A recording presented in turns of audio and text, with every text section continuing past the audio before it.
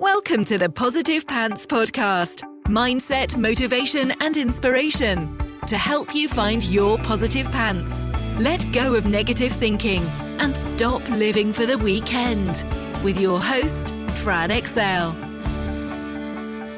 Very excited about today's episode because it is something that I get asked all the time. It's going to be about my 6 most frequently asked questions about journaling. Now, there's a huge amount of you who ask me a lot of questions all about, just essentially the basics of journaling.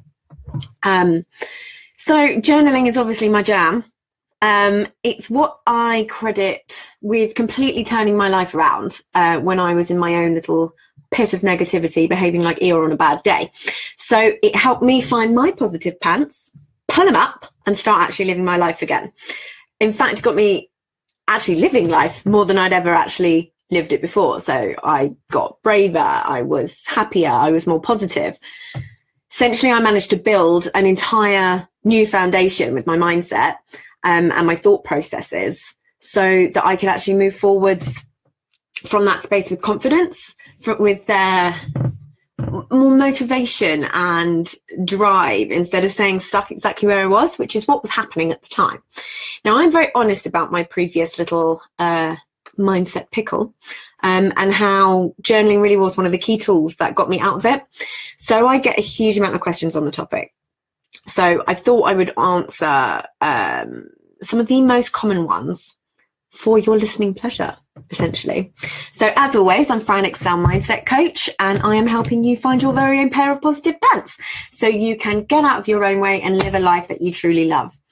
So let me start. What is journaling? Okay, so there are so many different ways to journal, but essentially what journaling actually is at its core is a written or recorded audio, video, record of your thoughts, feelings, and daily experiences.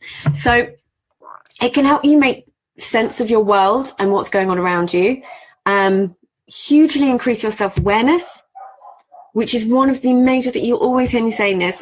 Your self-awareness is the number one thing. It's a major key to changing any behavior. And it's also a really great way of getting what's inside of you outside of you, which can make a huge shift in your mindset. Sometimes that's often all we need, is literally to just get the stuff that is inside our head churning away, building and building and building. We need to get that outside of us. It's the whole age-old thing of the problem shared is a problem halved. It's similar to that. You really can get huge, huge, huge effects from journaling. So it allows you to shift your focus and reflect as well on all the things that are going on. It's a personal development tool that absolutely anyone can use, whether you like writing or not. It's essentially using whichever method is going to be right for you. So most people tend to use a physical journal, either a blank notebook or a pre-made journal with prompts in it. Everyone will know I'm a huge fan of prompts. And it helps with all sorts of things like productivity, organization, but it also helps with confidence, positivity, mindset, self-confidence, self-belief, anything really. So that's essentially what it is at its core. So the next one is, how long am I supposed to journal for? So you're either going to love or hate this answer, but the reality is you journal for as long as you want. So you want it to be a habit that you can stick to. So I personally journal for 5 minutes a day. That's it, 5 minutes. And I've had life-changing results from that, genuinely life-changing results. Some people journal for hours and they do the whole Dear Diary and let anything out. But it's all about what your style is going to be, what you'll actually enjoy and what you'll actually stick to and what you want to get out of it as well. So I mainly journal for positivity and to enable reflection, which is something that I find really important for me and my continuing mindset jiggery pokery.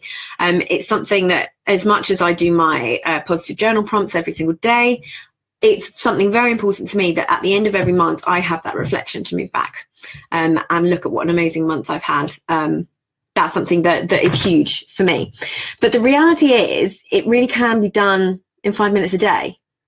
So I spend a little longer on the reflection at the end of every month. But it means I get to relive the thing. So it's something that I really want to do. So it really is completely up to you. No right or wrong. So the next question, why can't I stick to it? Okay.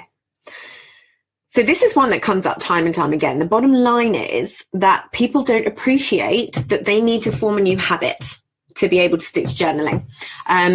Just like going to the gym. You know, the first bit feels like it's hard work. So forming a new habit takes time and it takes effort.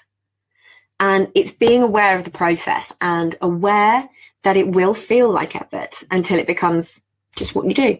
But that's how our brain works. You know, we resist effort. So your brain uses up 40% of your body's daily energy.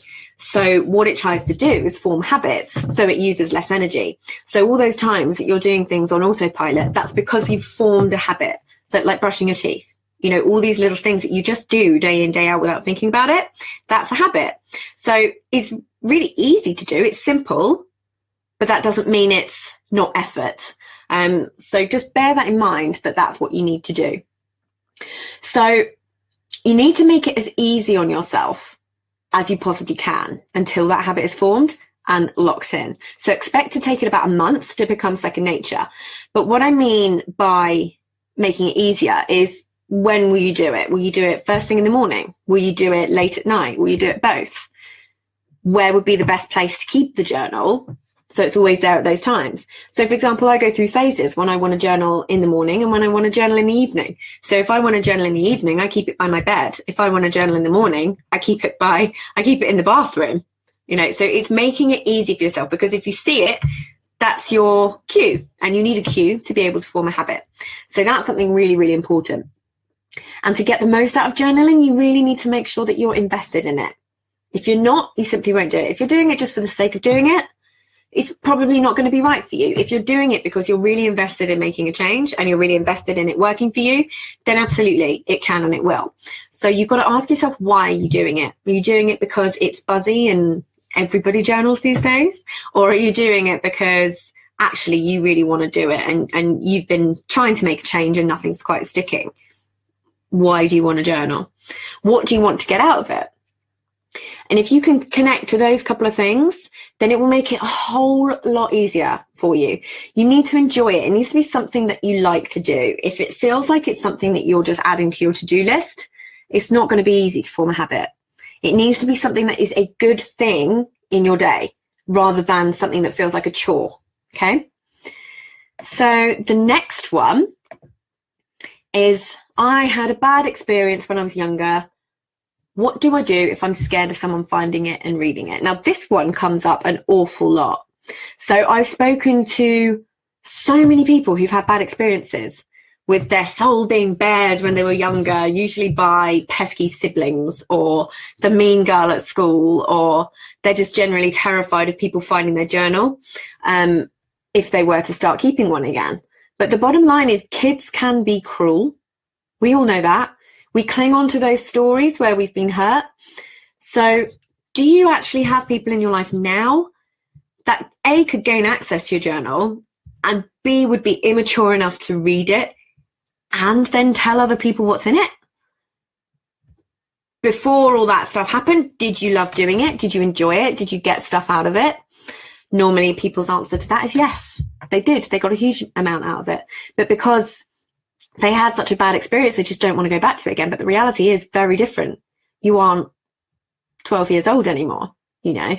So also the way that I journal, if anyone ever read it, they would just feel really, really bad, because I only focus on the positives and I say very nice things about people and why I'm grateful for them and nice things that they did.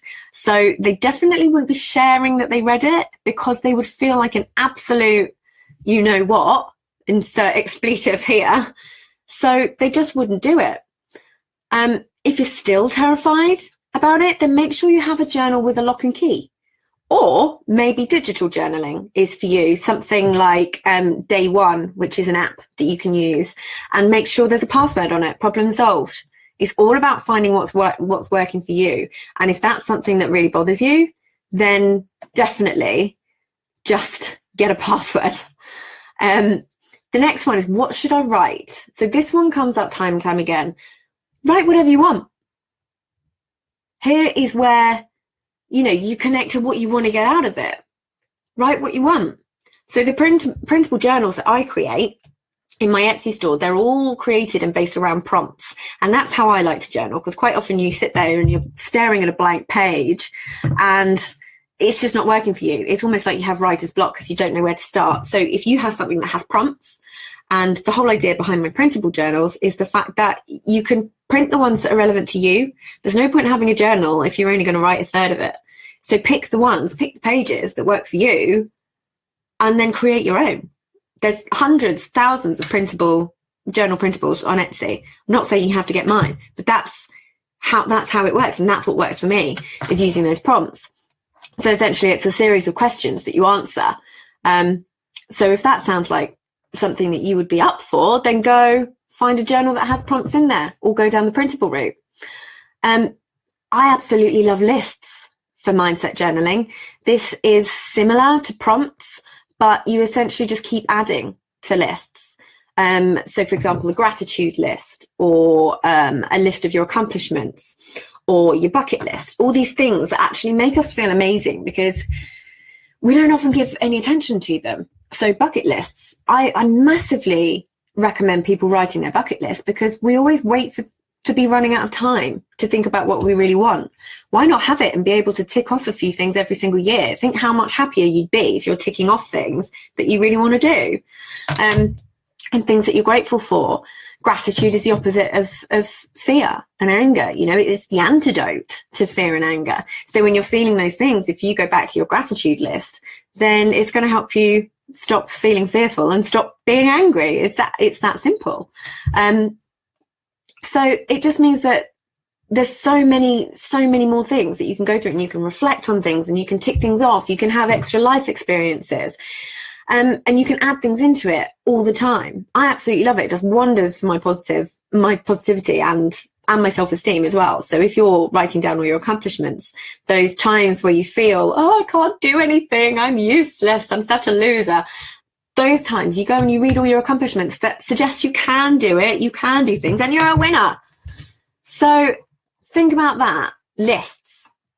Next one is, you can use letter writing as a form of journaling. So you can write gratitude letters to people past or present, or even future. I love a bit of future journaling.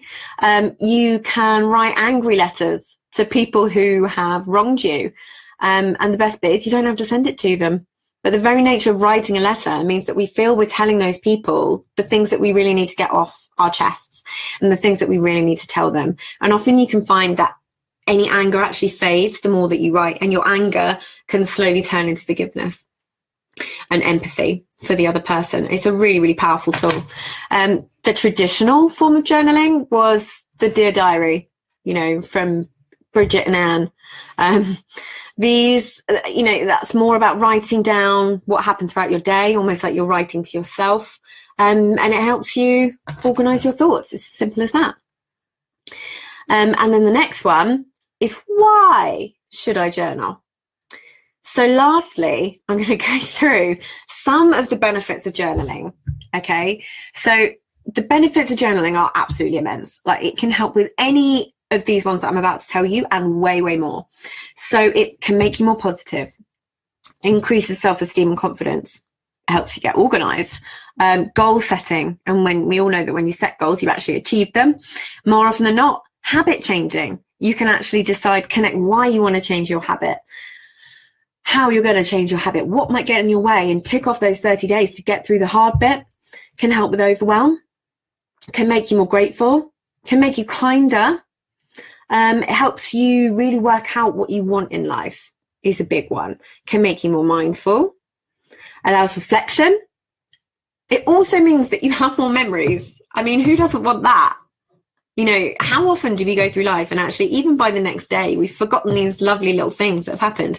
So the process of just writing down embeds memories into your brain even further. But also when you get to read back in the reflection times, you remember all these things again. It allows you to increase your emotional intelligence. So So it allows you to process your thoughts, your experiences, your emotions, increase your problem solving skills, makes you healthier. You know, you can track your food and your exercise. You increase self-awareness, which is the key to making any change, and it reduces stress. Do you need any more? Genuinely, do you need any more? Because I can have some more. It's just one of those things that really does change your life. So if anything, I hope that's given you a little bit of food for thought. I get asked these questions all the time. So hopefully that's been really, really useful for you. Don't forget, you can also download your free journal template and get starting on those mindset shifts straight away. And head over to my Etsy shop and have a look at all the lovely printables that are there. So until next week, I will see you then. Bye.